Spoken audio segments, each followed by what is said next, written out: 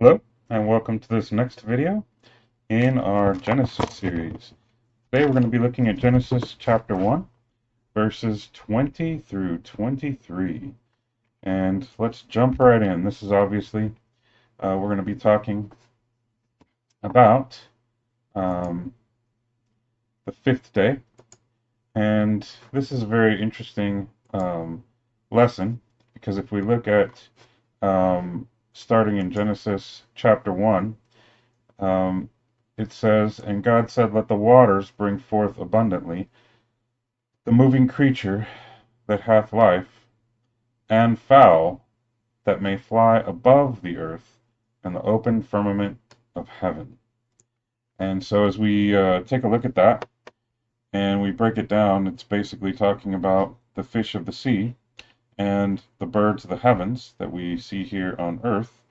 And then it says something very interesting because it follows that up with saying, "And God created." And this is very interesting because here we see the first time since the very beginning, we're going to see the next instance of the word bada.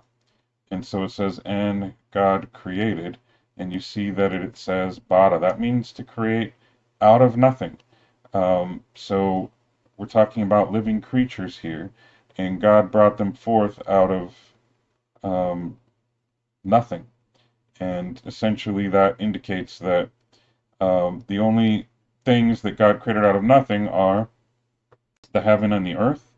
And then again, here we see the fish of the sea and the birds of the heavens and all of the great creatures. We're going to see that in a minute. And then the other um, creation where God uses this term in his word bada, to create out of nothing, is where he creates man. And so we see these particular instances of the word bada. Also, in the Psalms, there's an instance of the word bada, where he is referring to us, each one of us. He creates us as a brand new creation. Every single person who's created, it indicates there that he creates us, forms us in our mother's womb as a brand new creation. So each and every person um, didn't exist before. It's a unique and direct creation of God. And so I think that's pretty incredible. And so here, as we move along here, we see, "And God created great whales." Now, this is an interesting subject that we're going to get into here in today's session. If you go look at this, this is the Hebrew word tanin. It's Strong's H8577. And the interesting thing about it is, if we go look at the word and we look at it in the authorized version, what many people call the King James Version, which was the English version, really one of the only English versions that was available for hundreds of years, other than the very ancient ones. Um, Notice that it translates, how often it translates this exact word, tanin. How does the Bible translate it? Well, in the original King James, 21 times it was actually translated as dragon. And some people scoff at that, and um, they deride that, and they don't like that particular term being used because it evokes a sense of myth and fantasy and ancient legends and things of that nature. And, we can't have that kind of stuff in our modern Bibles, so we will just reinterpret it and say that it's great sea creatures or whales or something like that. And we'll replace what it was originally translated as with something more modern sounding. And so you can see here that it's translated in the authorized version as dragon 21 times. It's the exact same word. Occasionally, a few times, it's actually translated as serpent. So that's a total of 24 times where it's translated either dragon or serpent. And then here, one time, it's translated in the King James as sea monster one time. So if you add all those up, it's 25 times it's translated something to do with a dragon, a serpent, a sea monster, and then only 3 times is it translated with what we see here, with something we would be more comfortable with in a modern context as whale. And if you look at this definition here, gives us a little bit more insight onto this. A dragon, a serpent, and a sea monster. Um, and it has dragon or dinosaur. And when we talk about the term dinosaur, remember that that is a very modern term. That's actually only been around for, um, 100 or 200 years or so. That term that we use so casually today, we talk about it in that sense. But really, the authorized version originally translated that as dragon. And a sea or a river monster, as we can see it's translated here, and or a serpent or venomous snake here. And I believe the reason that the authorized version translators translated it here in chapter 1 as a whale is because they have a little bit of bias in their choice. And the bias is, oh, everything that God creates is good. He creates everything, and all the things that He creates are good until the fall of man. So therefore, we don't want it to seem like He's creating anything bad or evil, like a dragon. Well, if you think about that, well, we also have scorpions, um, and we know that God created all the creeping things. We're going to run into that in our subsequent sessions when we get into the day 6, where we talk about all the land animals and all the creeping things. So God created snakes, He created serpents, He created scorpions, He created all of these land creatures. And the fact that in after the fall, after the fall of man and the sin curse is placed upon the earth and upon all living creatures and upon mankind himself, then some of these creatures that God created start taking on negative connotations, and they start having negative associations, and some of them get associated with evil and darkness and wickedness, and other ones are associated with goodness and righteousness and positive things. And so just keep that in mind that there's no real rhyme or reason to this. Really, the Hebrew term, tanin, it by and large means dragon or serpent or monstrous creature. That's what it means. That's what it's always meant. And the fact that most of your modern translations will say whale here, I believe that's a gloss to try to diminish the implications of what it really means. And so, if you can follow that and see that, let's look a little bit more here on this issue. Tanin, or tanim, an intensive form of the same, a marine or land monster. Wow, that's interesting. That is a sea serpent. In this case, it says jackal, jackal as in a dragon, a sea monster, a serpent, and then the very last one is they kind of throw that in as a whale. And so here you could see some more indications of the origins of the word and its usage. And, here again, serpent, venomous serpent, a dragon as in a devourer. And you could see the different times in the Bible it's used in these different contexts, a sea monster or river monster. And you could see here some of these other places where it's used in these different contexts. So if you wanted to go check this out, you could see it here. It's in Genesis 1:21, of course. It's in Exodus 7:9, 7:10 and 12, Deuteronomy 32:33. It's in Nehemiah 2:13, Job 7:12, Psalm 74:91 and 148, Isaiah 27 and 51, Jeremiah 51, and Ezekiel 29 and 32. And so I just wanted to put that out there.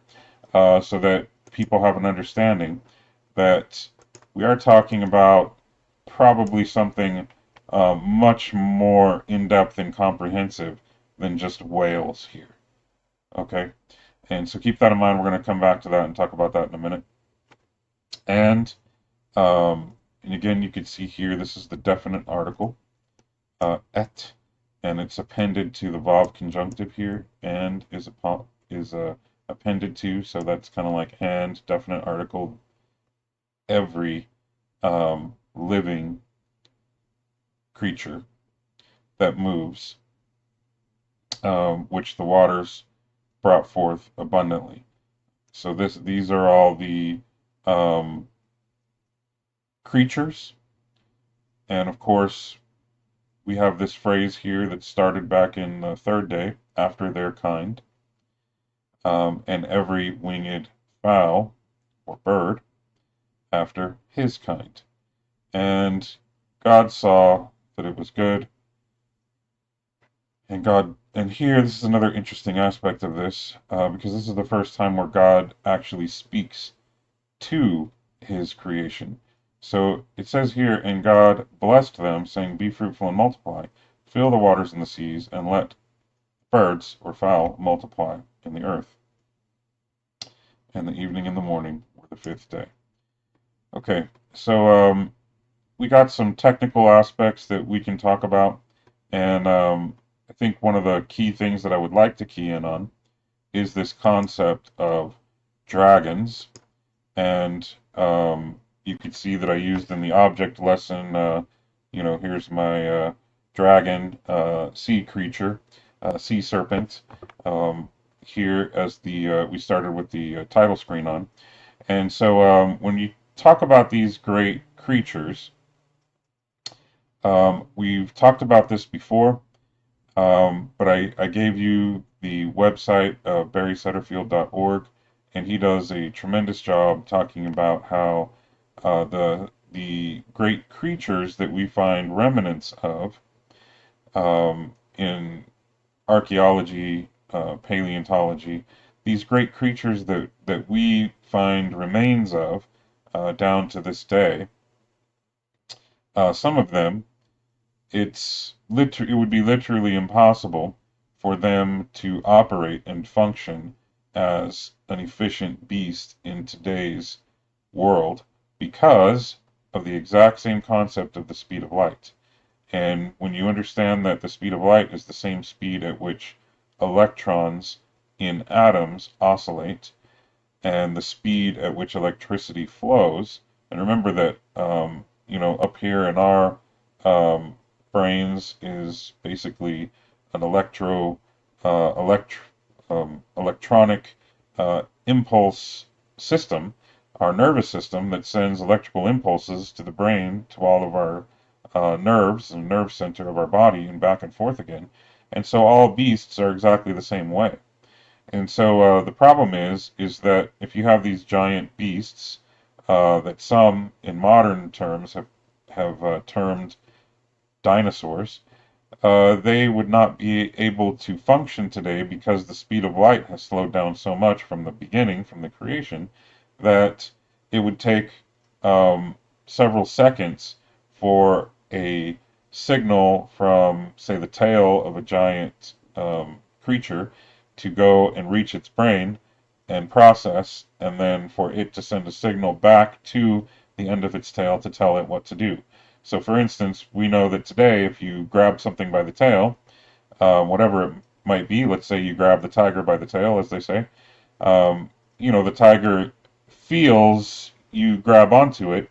It knows that something has it in its clutches, and it will respond immediately. Well, these great creatures with the speed at which electricity flowed back then, which is the same speed as the speed of light, essentially, then, if somebody grabbed onto the tail of one of these great beasts, well, the signal wouldn't get to its brain to be able to respond for several seconds, 10 seconds, 15 seconds, 20 seconds. By that time, um, in today's speed of light and speed of the flow of electricity, the oscillation of electrons and atoms, they wouldn't be able to survive as efficient beasts because it would take way too long for the signals to reach their brains and back again. And I also want to talk about something else regarding these so-called dinosaurs that people have gone to great lengths to try to create this phenomenon of this huge interest, especially in kids. They want to make this impact and impression on people that the earth was swarming with these creatures. There was millions upon millions of them for millions upon millions of years in these ages that they find the archaeological evidence of in the geologic column, and nothing could be further from the truth. Again, if you go to Barry Setterfield's website on this issue, he has a lot of great documentation on this and archaeological evidence. And actually, what I think you would really find if you really dig into this, and I've tried to dig into this, and it's mysteriously very hard to find real concrete data. It is very difficult. And I believe that that's because they don't really want people looking into this, because if people really looked into it, they would find out that a huge section of this field, known as paleontology, is rife with um, absolute intentional fraud. And so, what I mean when I say that is, I'll just give you a few examples. Um, First off, there have been numerous frauds found in a search for the so-called missing link. You had things like Piltdown Man and other um, humanoid-like creatures that have been discovered, and they say, "Oh, here it is. Here's proof. This is a um, hybrid remains of what we're going to term the so-called missing link for our evolutionary theory to work." And every single time something like that is brought forth, it is invariably found to be an intentional fraud. And basically, what happened in the 1800s, you can go study about this. You had these guys roaming around all over the world in different places here in America and other places in Europe, and they were just going crazy, searching for all these kinds of remains in different um, interesting geological areas, and they would find this huge collection of bones, petrified bones in some particular location, and they, through their imagination, would concoct or extrapolate out of, in some cases, a single bone. They'd find a single bone and they would say, hmm, this must be the rib cage bone because it's shaped like this. So therefore, if this is the rib cage, I imagine that this creature looked like this, and its legs must have been this big to support this weight, and its tail must have been this, and its head must have been like that. So out of a single bone, they extrapolate out of their own imagination what this creature in their mind must have looked like and must have been like, and then they name it, and it's basically it became a giant competition of naming all of these creatures, and I jokingly refer to it as Meosaurus. You have all these clowns essentially running around looking for remains and saying, "Oh, I found a bone, I found a bone. This isn't anything human. This isn't anything of the animal kingdom that we know of. So therefore, it must have been from this era. It must have been from 65 million years ago. And because I found one bone, I'm gonna imagine that it looked like this, and I'm gonna name it Meosaurus." In other words, they would name it. Basically, they're the ones who discover it, so they get to quote unquote name it, and that's why I jokingly say Meosaurus.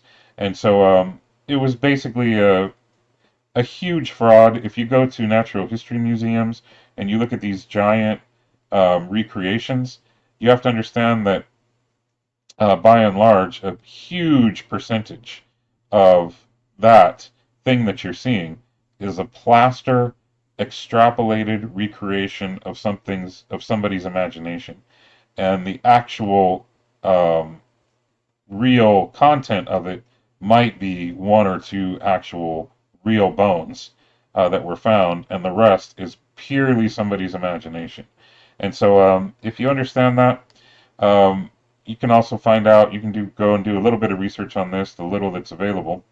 For instance, what people call the Tyrannosaurus Rex. Well, they found one.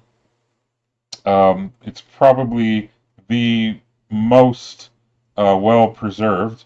I believe it's in the Natural History Museum in Chicago of a so-called Tyrannosaurus Rex, and that's one where they actually found 83% roughly of its entire skeletal system, its whole skeleton. And so that is an impressive find where they actually found the majority of the remains of this creature. But that is very, very much in an anomaly. Um, by and large, the vast majority of remains that are found, the vast majority, are a couple of bones here and there, and the rest is just a bunch of tremendous amount of guesswork and extrapolation. So keep that in mind. And I would also I've tried to find this figure and I've tried to find this number a number of times. I've asked people in the scientific community. I've actually asked know somebody, and well, had an association with somebody who was in the field of paleontology, and I've asked this question to numerous people, and I can never get a straight answer. And my question is, how many actual so-called dinosaur bones have been found? How many actual finds are there? And I put this out as an open challenge. If anybody knows the answer and you find a good source to look it up, I've heard anywhere, and you have to understand when I'm saying this, I'm talking about of the gargantuan size. I don't want to say, oh, well, this was a tiny little dinosaur. Um, yeah, well, that could have been anything. It could have been some other creature. I'm talking about these gigantic creatures, um, these monstrous creatures. How many of them actually were there? And I've done some research, and the lowest number I found somebody propose was 2,000. Wow, just 2,000? The highest number I've seen somebody give me on this issue is 50,000. So somewhere between 2,000 and 50,000. And if I'm wrong, if somebody has a legitimate figure and a legitimate source for that figure, I'd love to see it. Please post it in the comments so I can go check it out. But if you think about that, the largest figure I had anybody give me or offer me up on this, and the sources were questionable, but nevertheless, 50,000. Well, you can go to your local cemetery and find more than 50,000 bones in your local cemetery anywhere in the world. You can go to any cemetery and find more than 50,000 bones right there in that cemetery of people. And so the entire history of the entire field of paleontology has been able to come up with somewhere between 2 and 50,000 remains, bones, like single bones of gargantuan size in the entire history of the field.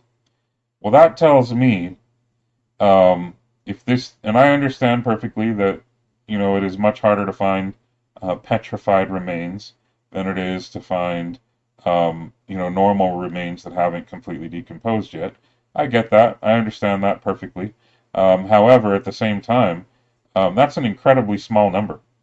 And it speaks to the theory that this so-called dinosaur age was actually a very brief point in time, and there were actually not a tremendous number of these creatures, and the vast majority of them, of course, died in the flood, and they were wiped out.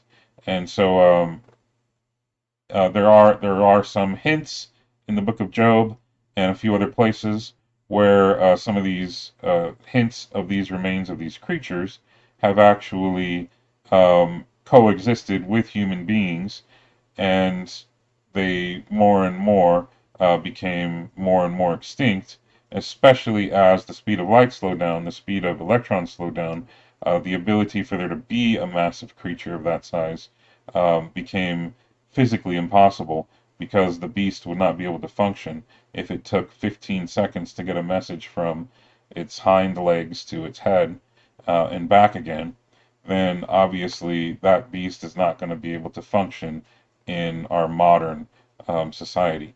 So God had a purpose for these creatures, and I would also say that this concept of whales, but remember that's the Hebrew word tanin, meaning dragon, and people want to shy away from that because they want to call you crazy. Oh, you believe in dragons? Well, um, for thousands of years, people read the Bible and studied the Bible and took it for granted that these monstrous creatures were there.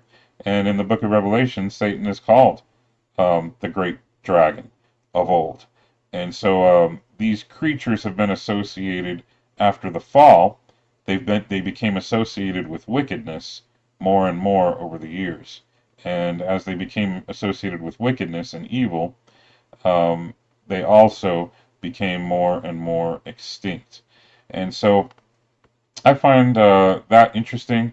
So as we continue on and we look at some other aspects of this, I wanted to share with you the prophetic aspect, because remember, we've been looking at how each of these days corresponds to the millennia, the millennium of what happens in future history after creation. So this is the fifth day, and this is very interesting, this fifth day, because if you remember from our last lesson, if you haven't seen that, you can go back and watch it. It's the one with the sun, moon, and stars.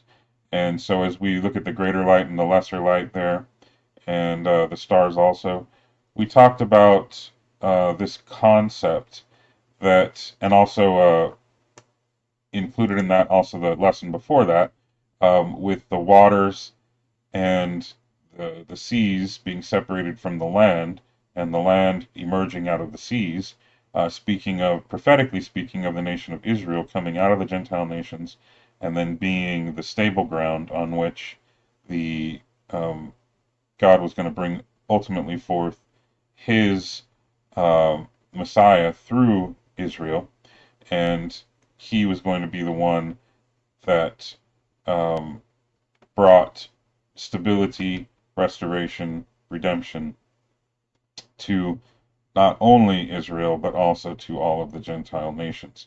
And so if you think of that, and of course Jesus came on the fourth millennium, which speaks to that light, the sun, moon, and stars. You know, the sun didn't show up till day 4. Well, the Son of God didn't show up until millennium 4. And so it's a prophetic picture of that. Here in this one, when we see the fish of the sea and all the sea creatures, remember the sea is representative of all the Gentile nations. And so as you see all these Gentile nations, it's kind of like God is telling them, um, spread out and multiply abundantly.